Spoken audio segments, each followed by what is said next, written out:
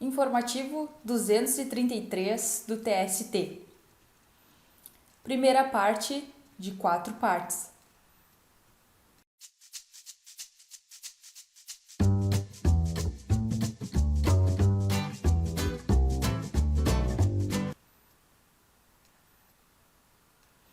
Tribunal Pleno, embargos, férias, pagamento efetuado no primeiro dia de fruição, dobra indevida, súmula 450 do TST, inaplicabilidade, interpretação restritiva do verbete.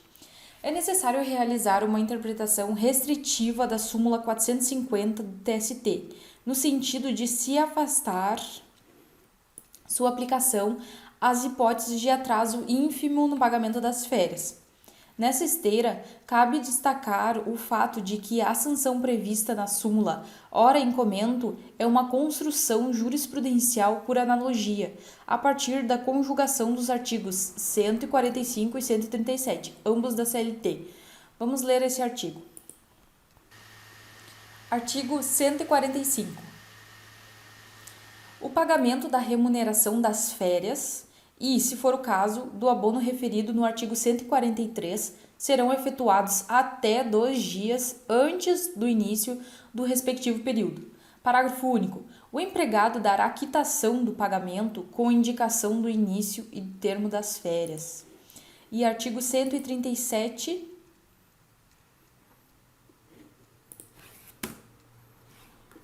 Artigo 137. Sempre que as férias forem concedidas após o prazo de que trata o artigo 134, o empregador pagará em dobro a respectiva remuneração. Outro sim, o verbete simulado deve ser aplicado à luz dos precedentes jurisprudenciais que lhe deram origem, sendo que a súmula 450 do TST, vamos ler a súmula 450 do TST. Súmula 450 do TST. Férias, gozo na época própria, pagamento fora do prazo, dobra devida. Artigo 137 e 145 da CLT. É devido o pagamento em dobro da remuneração de férias, incluindo o terço constitucional, com base no artigo 137 da CLT, quando, ainda que gozadas na época própria, o empregador tenha descumprido o prazo previsto no artigo 145 do mesmo diploma legal. Vamos voltar para o informativo.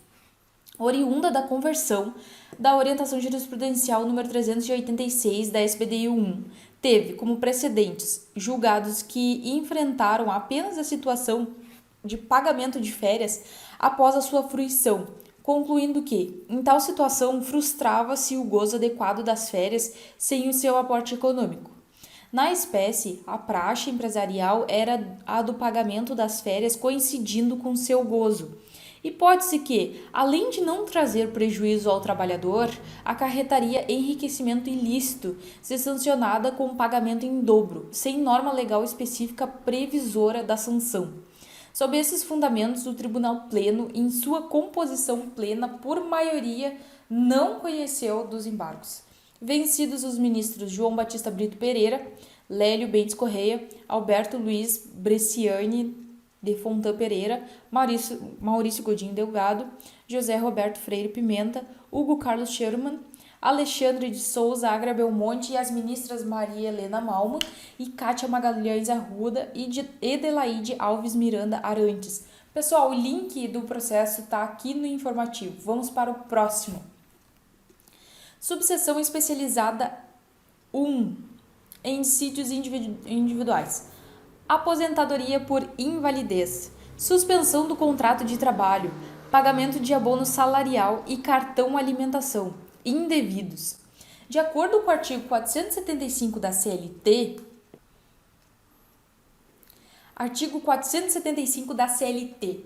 o empregado que for aposentado por invalidez terá suspenso seu contrato de trabalho durante o prazo fixado pelas leis de previdência social para a efetivação do benefício. Continuando no informativo, a aposentadoria por invalidez acarreta a suspensão do contrato de trabalho. Por consequência, durante este período, o empregador desobriga-se de pagar vantagens previstas em normas coletivas, a título de contraprestação pelo trabalho. tais como o abono salarial e o auxílio alimentação, exceto na hipótese em que há previsão expressa de manutenção desses benefícios. Sob esses fundamentos, a SBDI 1, por maioria, conheceu do recurso de embargos por divergência jurisprudencial e, no mérito por maioria, deu-lhe provimento para restabelecer o acórdão do TRT no tópico. Vencidos os ministros Cláudio Mascarenhas Brandão, Augusto César Leite de Carvalho, José Roberto Freire Pimenta, Alberto Luiz Bresciani de Fontan Pereira e Luiz Felipe Vieira de Melo Filho. Pessoal, o link do processo está aqui no informativo. Vamos para o próximo. Adicional de periculosidade, posto de gasolina, farmácia instalada em área de risco. Aplicação da NR 16, anexo 2, quadro 3 do Ministério do Trabalho, devido.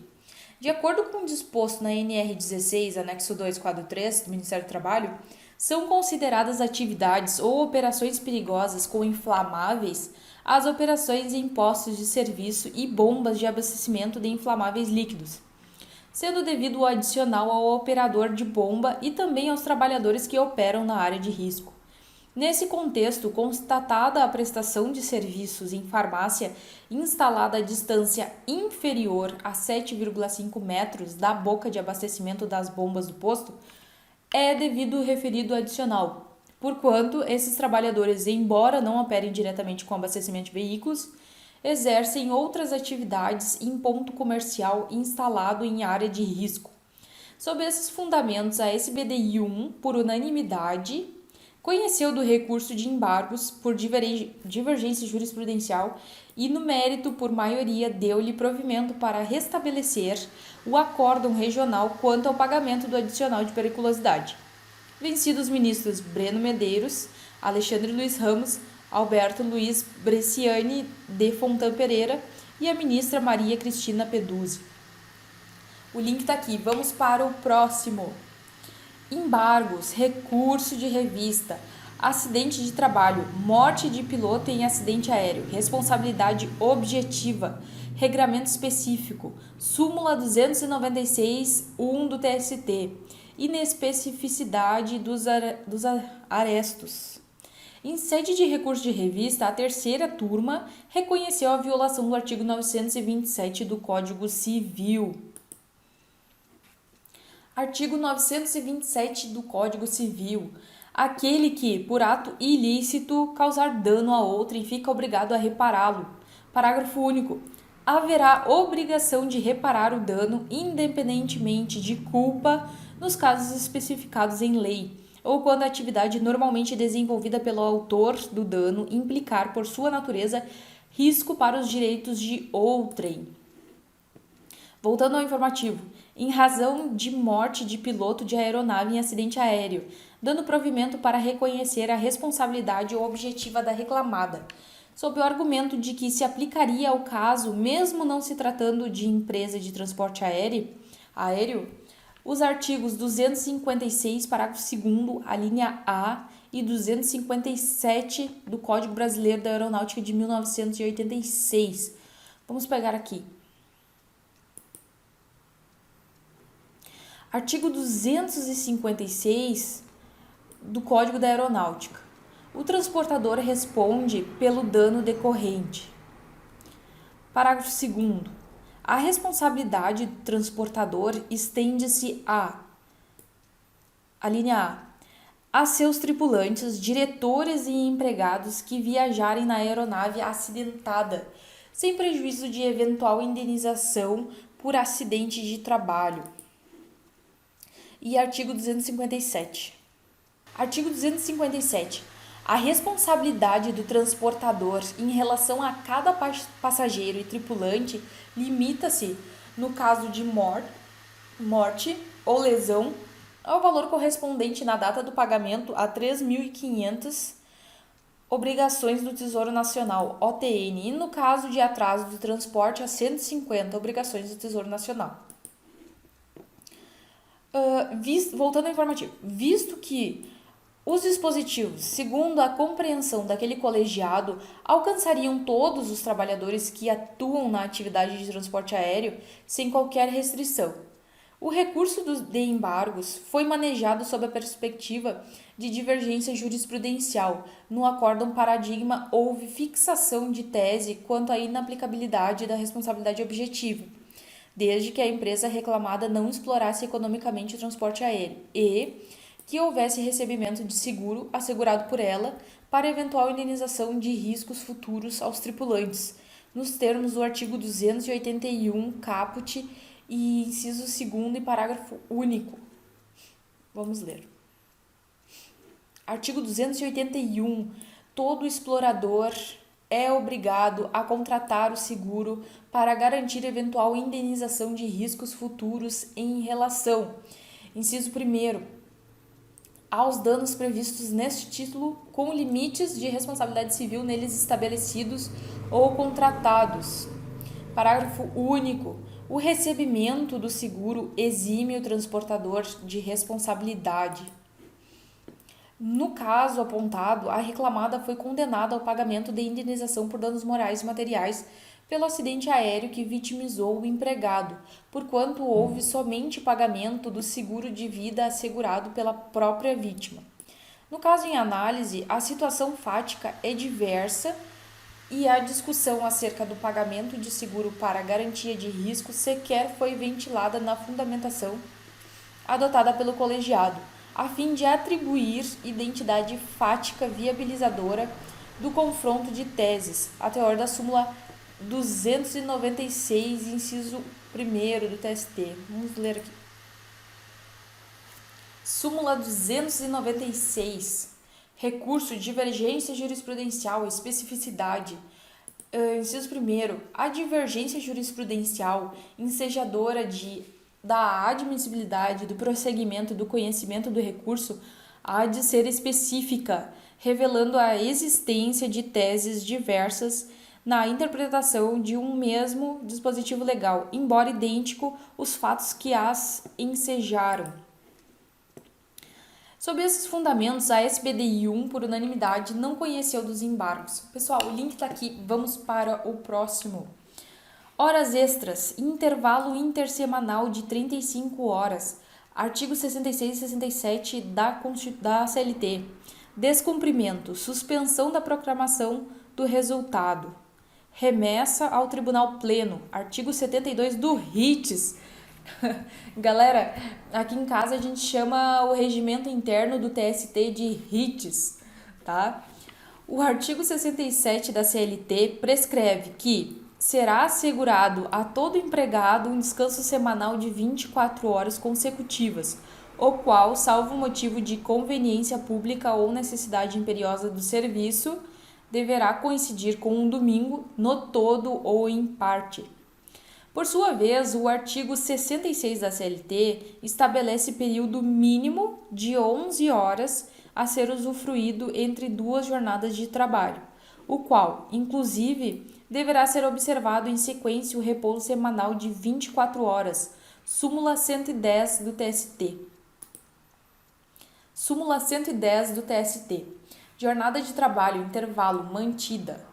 No regime de revezamento, as horas trabalhadas em seguida ao repouso semanal de 24 horas, com prejuízo do intervalo mínimo de 11 horas consecutivas para descanso entre jornadas, devem ser remuneradas como extraordinárias, inclusive com respectivo adicional.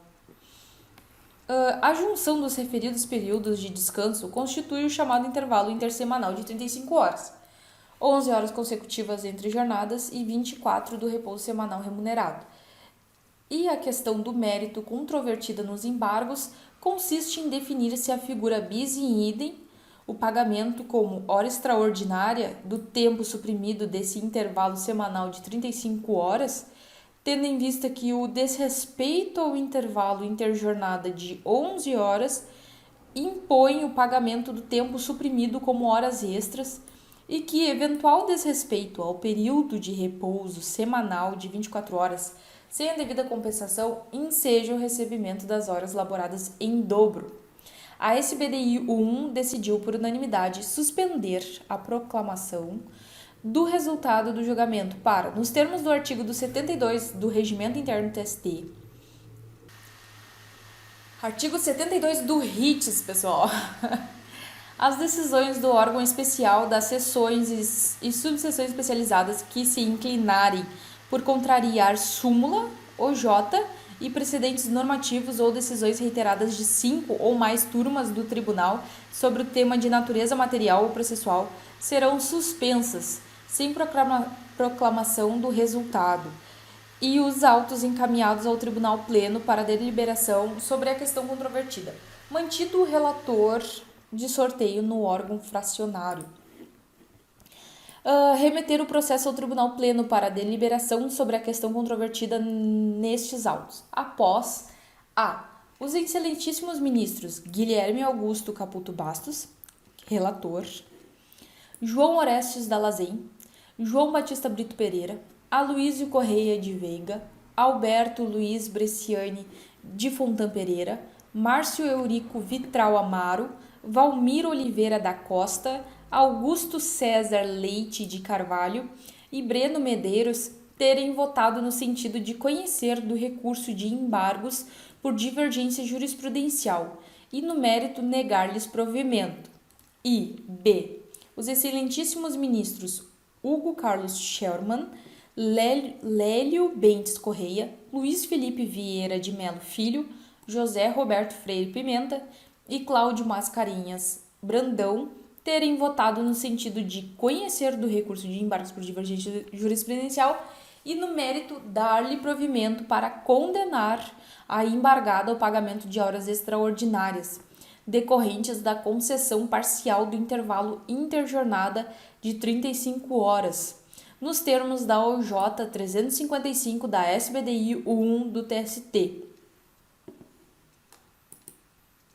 A OJ 355 da SBDI 1 diz: intervalo interjornadas, inobservância, horas extras, período pago como sobrejornada, artigo 66 da CLT, aplicação analógica do parágrafo 4º do artigo 71 da CLT. O desrespeito ao intervalo mínimo interjornadas previsto no artigo 66 da CLT acarreta, por analogia, os mesmos efeitos previstos no parágrafo 4º do artigo 71 da CLT e na súmula 110 do TST, devendo-se pagar a integralidade das horas que foram subtraídas do intervalo acrescida do respectivo adicional, com o adicional respectivos reflexos. Pessoal, o link está aqui e até a próxima parte.